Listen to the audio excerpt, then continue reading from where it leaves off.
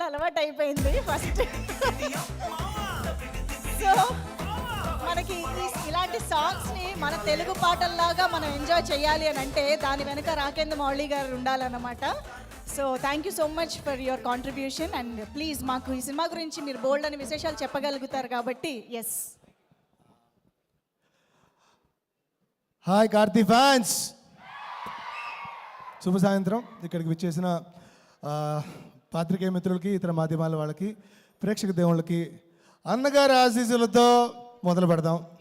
So ఈ cinema అన్నగారు వస్తూనే ఉన్నారు 12కి. అండ్ ఫస్ట్ థింగ్, నేను ఎందుకు ఎప్పుడు లాస్ట్గా కార్తీ అన్న గురించి ఎప్పుడు మాట్లాడను, ఫస్టే ఆయనతో స్టార్ట్ చేస్తున్నాను. కార్తీ అన్న ఎప్పుడు ఈ విభిన్నమైన కథాపాత్రలు అని అందరూ మాట్లాడుకుంటారు, కానీ దాన్ని నిజంగా డేరింగ్గా, అంటే ఎంత ఛాలెంజింగ్ రోలైనా దాన్ని రిస్క్ తీసుకొని చేసి ఆ ఛాలెంజ్లో సక్సెస్ అయిన అతి తక్కువ మంది వ్యక్తుల్లో మీరు ఒకళ్ళు. And you are my greatest inspiration, I can proudly say that. ఎందుకంటే ఫస్ట్ నుంచి మీరు చూస్తున్న డీగ్లామరైజ్డ్ రోల్స్ కావచ్చు, దానికోసం ఆయన ఎండలో వెళ్ళి నించొని ట్యాన్ అయిన సందర్భాలు చాలా ఉంటాయి.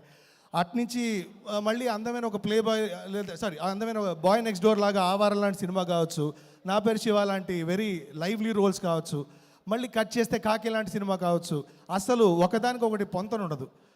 అండ్ అలాంటి సినిమాలు ఒకసారి కాదు మల్టిపుల్ టైమ్స్ చేసి సక్సెస్ అవ్వడం అనేది ఐ థింక్ చాలామంది హీరోలు ఆయన్ని చూసి నేర్చుకోవాలని నేను మనస్ఫూర్తిగా కోరుకుంటున్నాను.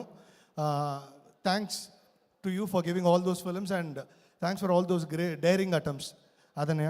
అండ్ సినిమా విషయానికి వస్తే, అన్న కనిపించారు కదా సఫారీ సూట్లో, సినిమా ఒక వైల్డ్ సఫారీ రైడ్ లాగా ఉంటుంది, అలా చెప్పగలను నేను. అండ్ నలన్ కుమార్ స్వామి గారు నేను చాలా చాలా ఇష్టమైన డైరెక్టర్ నాకు. ఎందుకంటే సూదకవం సినిమా నుంచి మొదలెడితే గగగపో తర్వాత మళ్ళీ ఇంకేం తీయలేదు, చాలా గ్యాప్ వచ్చింది. బట్ కానీ ఆయన రైటింగ్కి కానీ ఆయన డైరెక్షన్కి కానీ నేను పెద్ద ఫ్యాన్ని. ఎందుకయ్యానో ఈ సినిమా చూస్తే మీకు అర్థమవుతుంది. సో అలాంటి ఒక గ్రేట్ డైరెక్టర్ నుంచి ఒక సినిమా వస్తుంది, అండ్ అటు విత్ కార్తీ అన్నప్పుడే నాకు ఏదో కొత్త మెలిక్ ఉంటుంది ఈ సినిమాలోనే అర్థమైంది. ఆ మెలిక్ ఏంటో 12వ తారీఖు మీరు చూడండి. ఈ సినిమాకి నేను మాటలు రాయలేదు, రాసింది మా అన్నయ్య శశాంక్ వెన్నెలకంటి. నేను ఇందులో అన్ని పాటలు రాశాను. ఇప్పుడు మీరు విన్న ఆలాపికే ఉమాక్ రాసి పాడాను. సో అది జరిగింది. శశాంక్ వెన్నెలకంటి అంటే కార్తీ అన్నతో ఫస్ట్ నుంచి అసోసియేషన్, అంటే నా తెలుగు టీచర్ అని చెప్తారు ఆయన అడిగితే.